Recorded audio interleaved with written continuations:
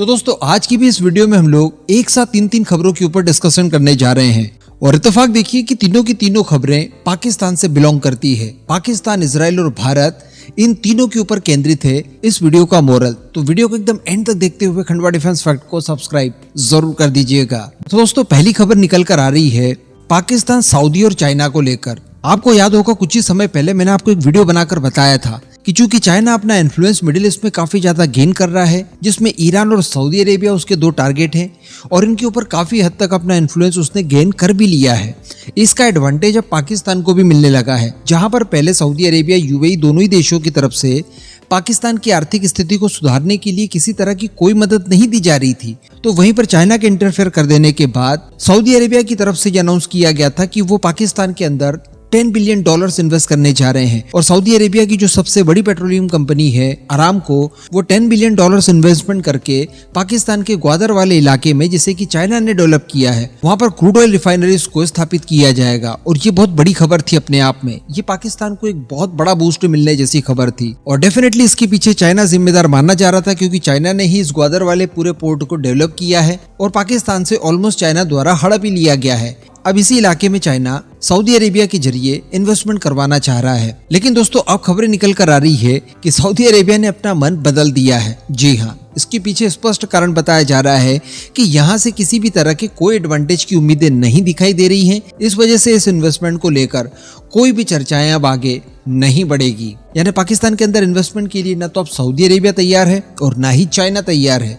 कारण यही है कि इन्हें मालूम है पाकिस्तान का फ्यूचर अब ज्यादा और समय तक बचा नहीं है। बहुत ही जल्द पाकिस्तान कई टुकड़ों में टूट जाएगा और ऐसी परिस्थिति में इनके द्वारा किए गए भारी इन्वेस्टमेंट पानी में ही जाने हैं। तो इसे पाकिस्तान की बर्बादी के लिए एक संकेत माना जा सकता है। अब दूसरी खबर दोस्तों आज से 2-3 दिन पहले निकल कर आई थी। आपने शायद सुना होगा कि पाकिस्तान द्वारा इजराइल को वेपन सप्लाई किए जा रहे हैं। जी हाँ, और इस खबर को आप हल्के में मत लीजिएगा। दरअसल पाकिस्तान के ही कुछ पत्रकारों और एक्सपर्ट्स के द्वारा इस रिपोर्ट को जारी किया गया था और बताया जा रहा था कि अमेरिका सहित पश्चिमी देशों के दबाव में आकर 155 मिलीमीटर कैलिबर वाले आर्टिलरी शेल्स पाकिस्तान द्वारा इजराइल को काफी बड़ी मात्रा में सप्लाई किए जा रहे हैं। अब ये बात सुनने देखने में काफी ज्यादा अजीब लगती है कि पाकिस्तान, जो कि इजराइल के सबसे बड़े विरोधियों में से एक है, इवन पाकिस्तान इजराइल को एक देश की मान्यता तक नहीं देता। अपने पासपोर्ट तक पर लिख रखा है कि ये पासपोर्ट पूरी दुनिया के देशों के लिए वैलिड है, इजराइल को छोड़कर। लेकिन इसके बाद ऐसा क्या हुआ कि वो अपनी विचारधारा से मिलती जुलती विचारधारा यानी पैलेस्टीनियंस के साथ न देते हुए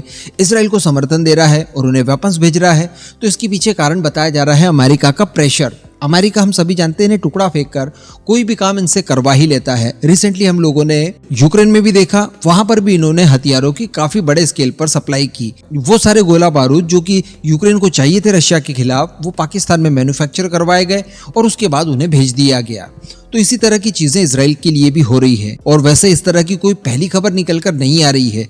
मैं आपको बता दूं कि इमरान खान जब पाकिस्तान के प्राइम मिनिस्टर हुआ करते थे, उस समय भी इस तरह की खबरें काफी मजबूती से प्रचारित की जा रही थी कि जैसे ही सऊदी अरेबिया की पीस डील एस्टेब्लिश हो जाएगी इजराइल के साथ, वैसे ही पाकिस्तान की भी इजराइल के साथ हो जाएगी और पाकिस्तान भी इजराइल को एक देश के तौर पर रिकॉग्नाइज कर देगा। और इसके पीछे का कारण है वही अमेरिका, जो कि पाकिस्तान के ऊपर इस समय ठीक ठाक प्रेशर बिल्डअप करने की कोशिश कर रहा है। इसी वजह से आपने देखा कि फ्रांस वगैरह सभी के मामलों को लेकर पाकिस्तान के अंदर बहुत ज्यादा हुड़दंग होता है, लेकिन इजराइल पैलेस्टीन को लेकर उतना ज्यादा माहौल पाकिस्तान की तरफ से देखने के लिए नहीं मिल रहा है।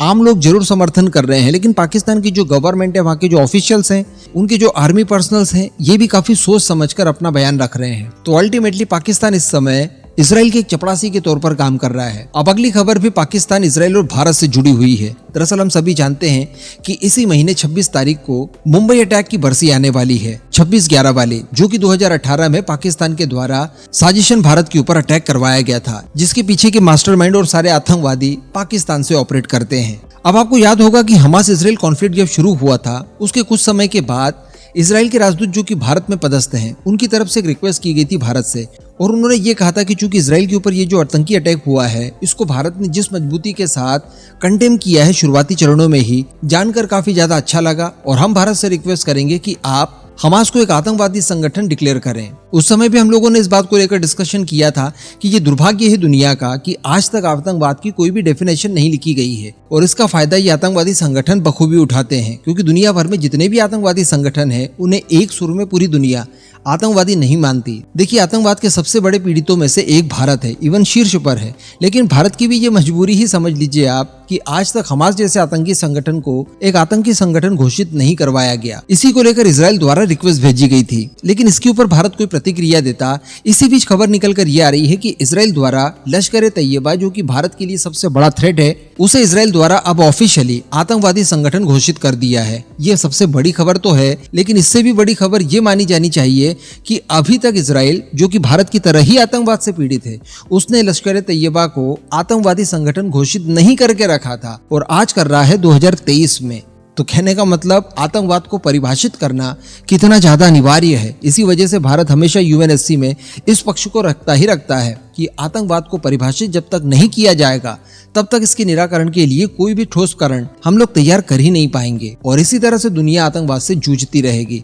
तो ये इजराइल की तरफ से गिफ्ट माना जा रहा है भारत के लिए कि देखिए बरसी आने वाली है, लश्कर ए तैयबा उसमें शामिल था, उसी का हाथ था और अब इजराइल की तरफ से आतंकवादी संगठन उसे घोषित कर दिया गया है और इजराइल की तरफ से भारत के लिए दोस्ती निभाने की यहाँ पर एक कोशिश की गई है, जो कि वास्तविकता भी है। इसके लिए इजराइल को धन्यवाद देना बनता है। लेकिन यहाँ पर इजराइल डेफिनेटली यही चाहेगा कि जो उसने पहले रिक्वेस्ट की थी कि आप भी हमास को आतंकवादी संगठन घोषित करिए, इसके लिए अब कहीं ना कहीं इजराइल भारत के ऊपर प्रेशर बिल्डअप करने की कोशिश जरूर करेगा और ये मूव उसी के लिए चला गया है। लेकिन अगेन की दुर्भाग्य है भारत का, भारत ऐसा करना चाहता भी है, लेकिन इसके बावजूद काफी ज्यादा मुश्किल होगा हमास को सडनली भारत की तरफ से आतंकवादी संगठन घोषित कर देना। हालांकि अभी भी पाकिस्तान के अंदर कई सारे ऐसे आतंकवादी संगठन ऑपरेट कर रहे हैं जो कि भारत की नजरों में आतंकवादी संगठन है और अभी तक इजराइल द्वारा उन्हें रिकॉग्नाइज नहीं किया गया है एक आतंकी संगठन के तौर पर। तो उम्मीदें ये की जा सकती है कि आने वाले कुछ और समय में इजराइल उन सभी संगठनों को आतंकवादी संगठन घोषित कर देगा एंड इसके बाद भारत भी जल्द से जल्द हमास को आतंकी संगठन डिक्लेयर कर दे। इन पूरे मुद्दों पर आपका जो भी मानना हो नीचे कमेंट करके जरूर बताइएगा।